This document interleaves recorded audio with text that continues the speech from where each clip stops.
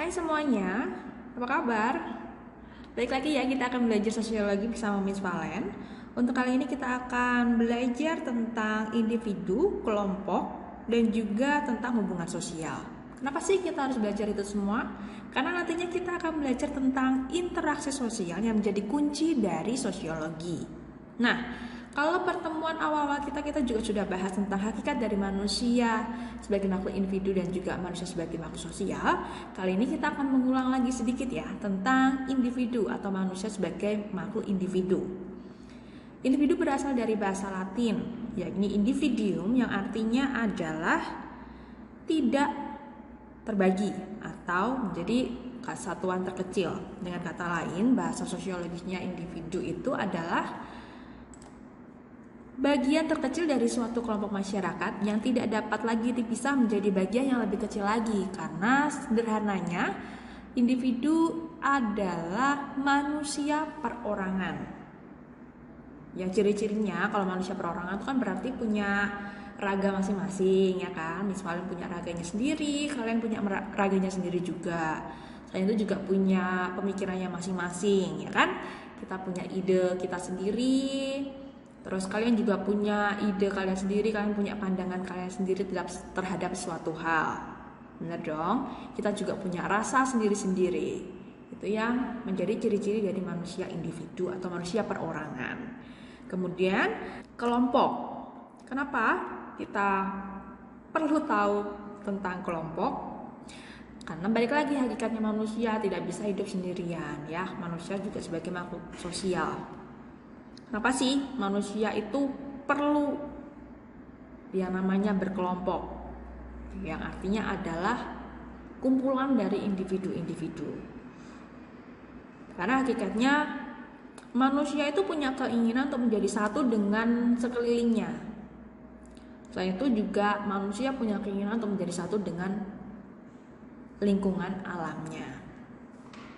Karena nggak sih kalian ngebayangin kalian cuma pengen sendirian aja di dunia ini, nggak usah ada manusia lain gitu. Terus gimana kalian bisa memenuhi kehidupan kalian masing-masing kan? Oke, kalian memang kita pinter, tapi kalau misalnya memang kita bisa gitu, sepinter kita itu kita bisa menciptakan baju, menciptakan alat lain tanpa bantuan dari manusia lainnya gitu kan. Gak pernah kebayang sih, kayaknya ya mungkin mustahil ya, atau mungkin bisa tapi gak di bumi kali ya. Tapi apakah semua individu yang ada dalam satu tempat yang sama itu disebut dengan kelompok? Ternyata tidak. Ada syarat di mana individu-individu yang menjadi satu dalam satu tempat itu menjadi kelompok, yaitu ketika mereka memiliki kesadaran bahwa mereka menjadi bagian dari kelompok di mana mereka berada. Selain itu, juga harus ada hubungan timbal baliknya dari masing-masing anggota kelompok yang ada. Terus, mereka memiliki faktor pengikat. Misalnya kayak punya kepentingan yang sama, punya tujuan yang sama, terus juga punya ideologi yang sama. Biasanya itu juga punya struktur dalam kelompok, misalnya siapa yang menjadi ketuanya, kayak gitu-gitu, siapa yang menjadi pemimpinnya ya dalam suatu kelompok, gitu. Jadi kalau misalnya individu yang kumpul dalam satu tempat yang sama, tapi mereka tidak punya kesadaran bahwa mereka adalah bagian dari kelompok itu, terus mereka juga tidak saling berbincang-bincang, mereka nggak ngobrol satu sama lain, terus nggak ada hubungan timbal balik, itu disebutnya apa dong? Oke, itu biasa disebut dengan kerumunan. Kayak kalian biasanya tinggal kalau misalnya kalian lagi ada di jalan yang rame banget kan, kalian nggak mungkin kan ngajakin ngobrol orang yang nggak kenal kan, tapi kalian dalam satu tempat yang sama. Nah, itu disebut dengan kerumunan gitu. Oke, lanjut ya. Yang ketiga kita akan bahas tentang hubungan sosial. Nah, kalau hubungan sosial ini biasanya dalam sosiologi itu disebut dengan interaksi sosial. Nah, kalau menurut KBBI atau Kamus Besar Bahasa Indonesia, hubungan sosial berarti hubungan seseorang dengan orang lain dalam pergaulan hidup di tengah-tengah masyarakat. Oke. Hubungan sosial atau interaksi sosial adalah hubungan timbal balik antara individu dengan individu atau individu dengan kelompok atau kelompok dengan kelompok, yaitu pokoknya hubungan timbal balik. Nah, kalau misalnya hubungan timbal balik, otomatis kan kalau Miss Valen manggil kalian misalnya, kalian harus ada baliknya, ada timbal baliknya, menjawab. Nah, itu termasuk contoh dari interaksi sosial. Kalau Miss Valen manggil-manggil dan kalian diem aja, itu berarti hubungan interaksi sosialnya tidak sempurna karena tidak ada timbal baliknya atau tidak terjadi interaksi sosial. Gitu. Nah, sekarang gimana biar ada interaksi sosial? Ada 2 syaratnya. Yang pertama, syarat terjadi interaksi sosial adalah harus ada kontak sosial, dan juga yang berikutnya adalah komunikasi. Nah, apa itu kontak sosial? Kontak sosial ini memiliki arti bersama-sama menyentuh, tapi dalam bahasan sosiologis tidak harus kita benar-benar menyentuh secara fisik ya, tapi bisa juga dilakukan menggunakan alat perantara yang lain. Kayak misalnya sekarang ini kita melakukan kontak sosial kita adalah dengan menggunakan perantara Google Meet, video call-nya bisa lewat WhatsApp atau yang lainnya gitu. Tapi kita sama-sama melakukan sentuhan hanya dengan perantara gitu. Kemudian untuk yang kontak sosial ini memiliki beberapa sifat ya. Yang pertama, kontak sosial ini bisa bersifat positif, bisa bersifat negatif. Kalau kontak sosial kita bersifat positif, maka endingnya akan ada kerjasama, baik tuh rukun, damai sejahtera gitu kan. Tapi kalau misalnya kontak sosial kita itu bersifat negatif, maka endingnya nanti yang muncul adalah konflik gitu ya. Misal nih, Miss Valen menghubungi kalian, mengkontak sosial kalian melalui telepon kan. Miss Valen telepon kalian, Miss Valen minta bantuan. Terus kalian angkat teleponnya Miss Valen dan mengiyakan permintaannya Miss Valen. Maka itu akan bersifatnya positif dan kita akan terjalin kerjasama gitu. Tapi kalau misalnya Miss Valen telepon kalian, ya diangkat. Iya sih, mengiyakan permintaannya Miss Valen, tapi menggerutu, mengerjakan permintaannya Miss Valen dengan bersungut-sungut gitu kan, dengan marah. Itu nanti endingnya akan timbul konflik. Yang kamu mengerjakan permintaannya Miss Valen tidak sungguh-sungguh lah, jadi salah-salah lah. Terus nanti Miss Valen minta dibenerin lagi, terus kalian nanti marah-marah, protes dan lain sebagainya gitu kan. Jadi jelek gitu kan. Itu yang pertama. Bisa bersifat positif, kontak sosial bisa bersifat positif, kontak sosial juga bisa bersifat negatif. Gitu ya. Nah, yang kedua, ada yang namanya kontak sosial primer dan juga sekunder. Nah, kalau misalnya kontak sosial yang bersifat primer itu berarti interaksi sosialnya terjadi secara langsung atau tatap muka, ketemu langsung. Misalnya Miss Valen ketemu langsung, kemarin siapa ya yang habis ke sekolahan yang foto ID card, terus akhirnya kita ketemu langsung dan foto-foto bersama. Itu berarti ada Miss Valen ketemu Olga, Angie gitu ya, Madeline. Nah, itu berarti Nadine juga sempat ketemu. Nah, itu berarti kita sudah mempraktekkan teori ini. Kita melakukan kontak sosial secara primer atau ketemu secara langsung. Nah, ada juga yang sifatnya adalah sekunder. Kontak sosial bersifat sekunder. Kayak sekarang ini Miss Valen mengajar ya kan, tapi kelasnya online.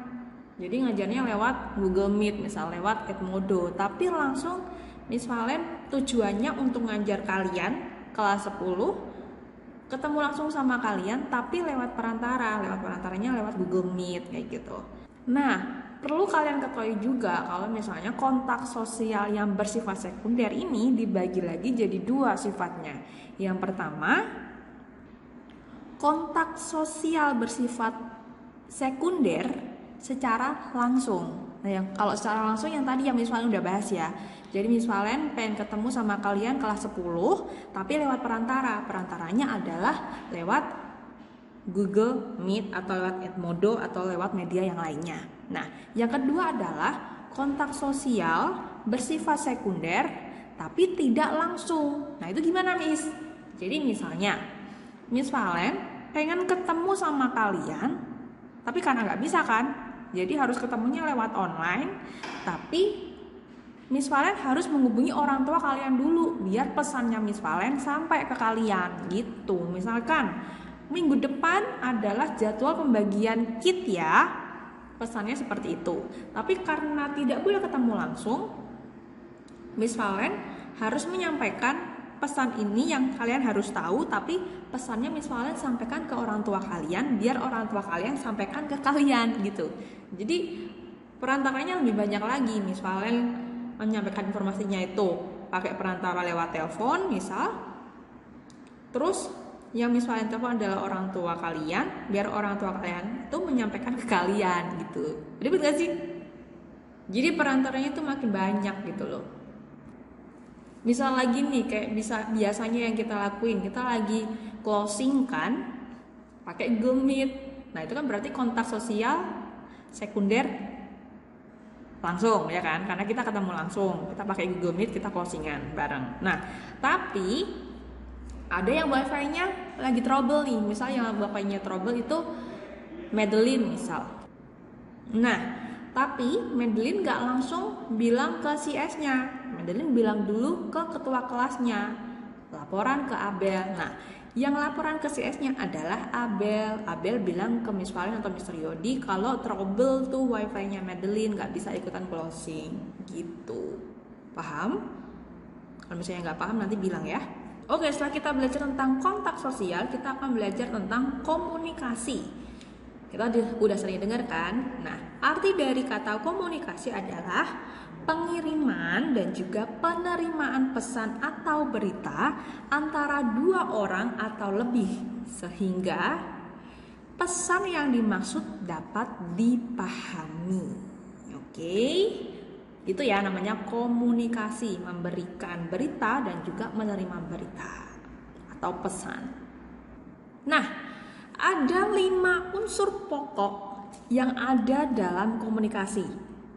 Yang pertama ada komunikator, yang artinya adalah pembawa pesan atau perasaan atau pikiran kepada orang lain yang menyampaikan. Oke, komunikator adalah orang yang menyampaikan pesan, perasaan atau pikiran kepada orang lain. Itu adalah komunikator. Yang kedua adalah komunikan, yaitu orang atau sekelompok orang yang menerima pesan, pikiran atau perasaan itu tadi. Oke. Nah, yang ketiga berarti pesan, yaitu sesuatu atau hal yang akan atau yang ingin disampaikan oleh komunikator kepada komunikan. Oke. Nah, yang keempat adalah media. Media berarti alat yang digunakan oleh komunikator untuk menyampaikan pesan kepada komunikan. Oke. Nah, yang kelima adalah efek, yaitu perubahan yang diharapkan terjadi pada saat komunikasi itu berlangsung oleh komunikan. Gitu. Oke, berarti ada 5. Ada komunikator, yaitu pembawa pesan. Komunikan berarti orang yang menerima pesan atau sekelompok orang yang menerima pesan. Pesan itu sendiri berarti adalah suatu hal yang ingin disampaikan. Media berarti alatnya, gimana caranya komunikator itu menyampaikan pesan. Yang kelima adalah efek, yaitu efek adalah perubahan yang diharapkan terjadi setelah menerima pesan, begitu. Oke, kemudian dalam komunikasi itu ada 3 tahapannya. Oke, yang pertama adalah encoding atau pembuatan kode. Nah, ini terjadinya adalah dalam benak atau dalam pikirannya komunikator. Kalimat apa yang akan diucapkan atau berupa gambar atau pesannya itu bagaimana sehingga nanti komunikannya itu bisa mengerti pesan yang ingin disampaikan.